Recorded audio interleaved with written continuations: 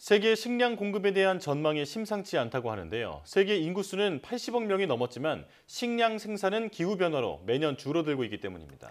오늘 날씨 학개론에서는 점점 심각해지는 식량 문제에 관해 이야기해 보도록 하겠습니다. K웨더 반기성 센터장과 함께합니다. 어서 오세요. 네, 안녕하세요. 네, 안녕하십니까. 자, 기후변화로 인한 식량 문제가 얼마나 심각한 상황인지 전해주시죠. 일단 기후변화와 식량 위기는 연계되어 있습니다. 그러니까 기후변화가 심각해지면 식량 생산이 줄어들고 그렇게 되면 곡물 가격이 오르게 되죠. 예. 그러다 보니까 많은 과학자들이 식량 부족에 대해서 걱정을 하고 있는데요. 세라거 영국 엑서테 대학 교수는 인류는 코로나19 같은 질병에 걸려 사망하기 전에 영양실조로 사망할 것이다 라고 전망을 했고요. IPCC는 기후변화로 수십 년의 전 인류가 식량 안보 문제에 직면할 것이며 2050년엔 주요 곡물 가격이 최대 23% 상승할 것으로 전망을 했습니다. 네. 그리고 조천호 경희사이버대 교수는 한반도의 기후위기는 식량 위기로 올 것이다. 향후 20년에서 30년이 제일 중요한 문제가 식량 위기가 될 것이다 라고 전망을 했고요. 남재철 서울대 농업생명과학대학 교수는 우리나라는 기후위기로 2050년 전에 식량 위기를 겪을 것이다 라고 우울한 전망을 하고 있습니다. 자, 이런 전망을 하는 이유는 우리나라의 경우 식량 가격이 오르면 타격이 더 큰 것이요. 연간 곡물 수입을 1,700만 톤을 수입하는 세계 7위의 수입국으로 2022년 기준 식량 작업률은 32%이고요. 곡물 작업률은 29.9%밖에 되지 않는 나라이기 때문입니다. 따라서 국제 식량 가격에 아주 매우 취약한 나라라는 것이죠. 네. 네. 그렇다면 이런 기후변화가 식량 위기를 초래하는 이유가 있을까요? 일단 2022년에 네이처 클라이밋 체인저에 발표된 온난화로 인한 수확 빈도와 수확량 감소가 세계 농업 생산을 감소시킨다라는 논문을 보면은 2050년까지 전체 식량 공급이 4% 이상 줄어들 수 있다고 전망하고 있는데요. 네. 문제는 인구는 계속 늘어나는데 식량 생산은 줄어들기 때문에 위기가 올 수 있다는 것이죠. 기후변화가 식량 위기를 가져오는 원인은 첫 번째로 기후변화에 따른 높은 온도라든가 물이 고갈되는 것이라든가 가뭄 혹은 홍수, 대기 중의 이산화탄소 축적 등은 세계 식량 생산에 아주 부정적인 영향을 주고 있고요. 두 번째로 기후변화는 식량 접근을 제약을 하고 있는데요. 기후재난으로 식량 공급망이 제한되거나 무너지게 되면 식량 가격이 상승하게 되면서 취약계층의 식량 구입에 악영향을 주게 되지요. 세 번째는 기후변화는 식량의 영양 가치를 감소시키는데요. 작물의 이산화탄소 집약도가 높아지게 되면 단백질이라든가 아연, 철분 함량이 감소하게 됩니다. 그리고 네 번째, 기후변화는 식량 폐기량을 늘립니다. 가뭄이 심한 지역에서 재배한 작물이 습도가 높은 저장시설로 옮겨질 때 진균의 침입 혹은 해충에 취약하게 되고요. 홍수는 또 작물의 독성 곰팡이를 만들어냅니다. 이처럼 기후변화와 기후재난이 빈번해질수록 식량 손실은 증가하면서 식량 위기가 올 수밖에 없는 것이죠. 예. 언뜻 생각하면 식물은 따뜻한 데서 더 빨리 잘 자라니까 이제 이게 어떤 관계가 있나 의아해할 수도 있는데 실제로 기후 변화로 인해서 기온 상승이 올라가면 이런 식량 생산이 줄어든다면서요? 네, 그렇습니다.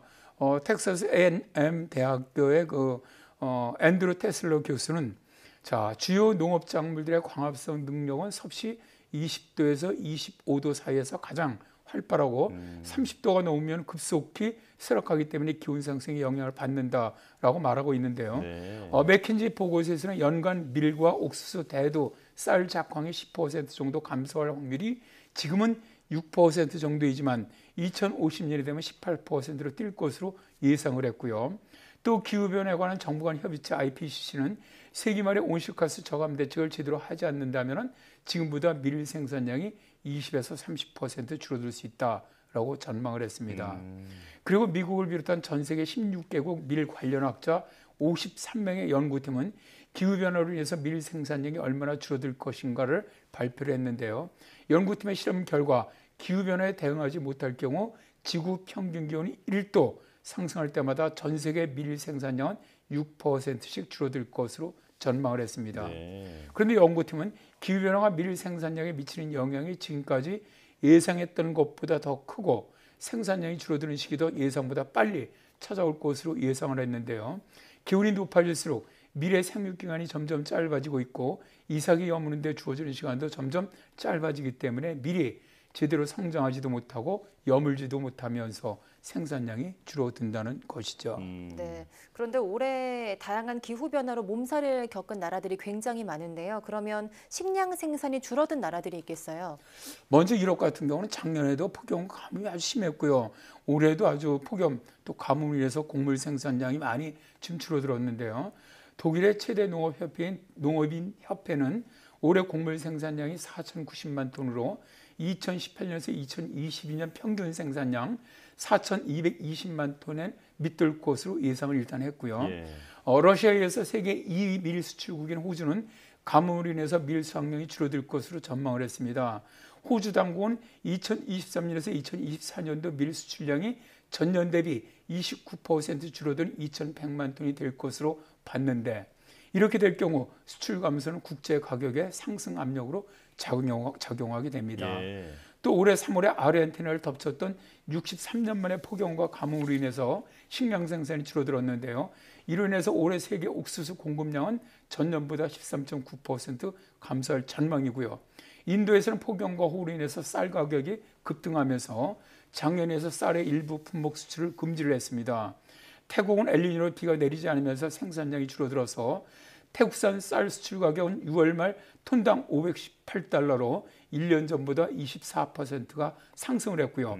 세계 3대 쌀 수출국인 베트남도 가뭄으로 쌀 가격이 10년 만에 최고로 지금 올랐다고 하고요. 네. 또 설탕의 원료인 조당의 주요 생산국인 인도에서 홍수 피해가 계속 이어지면서 올해 사탕수수 작황이 부진해 설탕 가격도 지금 급등하고 있습니다.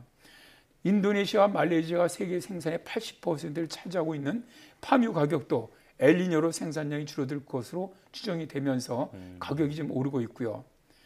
이런 바람에 이제 각국은 식량 안보를 기조 삼아서 식량 수출을 제한하기 시작했는데요. 헝가리 등 19개 나라가 이미 식량 수출을 금지를 했고요. 아르헨티나 등 18개 나라도 식량 수출을 제한하면서 식량 가격이 지금 오르고 있습니다. 네. 자, 그런데 문제는 이 기후 변화가 계속해서 이어질 텐데 지금 식량 생산을 늘릴 수 있는 방법이 있느냐에 대한 것일 것 같은데요. 어떤 게 있을까요? 일단 정말 식량 문제를 굉장히 심각하게 생각해야 됩니다. 왜 그러냐면은 인구 증가로 2050년까지 2010년 대비 72% 많은 식량이 필요한데요. 오히려 식량 생산량은 감소가 예상되고 있기 때문이죠. 네. 뭐 지금 당장은 아니더라도 2050년 정도에는 우리나라도 심각한 식량 문제가 제기될 것으로 보입니다. 따라서 기후변화 시대에서 환경을 파괴하지 않으면서 식량 생산을 늘릴 수 있는 방안을 보면은 첫 번째가 정밀농업을 해야 하는데요. 정밀농업은 정보통신기술, 그러니까 ICT죠. 이것을 활용을 해서 비료라든가 물, 노동력 등 투입 자원을 최소화하면서 생산량을 최대화하는 그런 생산 방식이고요. 두 번째가 기후변화에 적응하는 신품종을 개발하는 건데요. 예를 들어서 심각해지고 있는 가뭄이라든가 물 부족, 그리고 토양의 염분화에 적응할 수 있는 신품종을 개발해야 한다는 것이죠. 세 번째는 식용곤충을 확대할 필요가 있는데요. 유엔 식량농업기구는 미래 식량자원으로 식용곤충을 주목하고 있습니다. 네. 그리고 네 번째, 도시농업이라든가 수직농법을 확대할 필요가 있습니다. 도시의 생활공간을 활용을 해서 농작물을 재배하거나 빌딩에서 농업을 하는 수직농법 등이 안정적인 식량 공급을 가능하게 해줄 것이라는 거죠.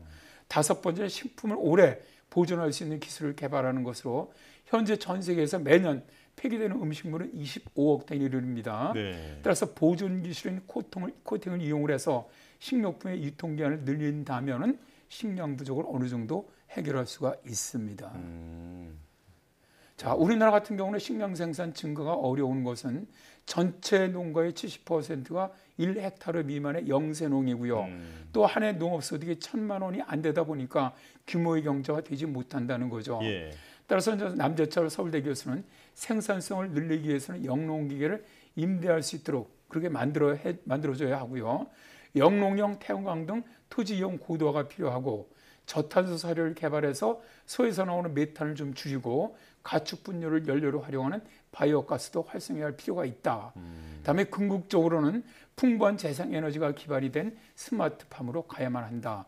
라고 말하고 있습니다. 예. 네, 기후 변화를 막는 것도 중요하지만 적응하는 것도 굉장히 중요하다고 하는데요. 식량 문제도 마찬가지인 것 같습니다. 지금 드러나고 있는 문제점들을 좀 잘 파악하고 해결하고 적응하는 노력이 필요할 것 같습니다. 반기성 K웨더 예보센터장과 함께했습니다. 고맙습니다. 네, 감사합니다.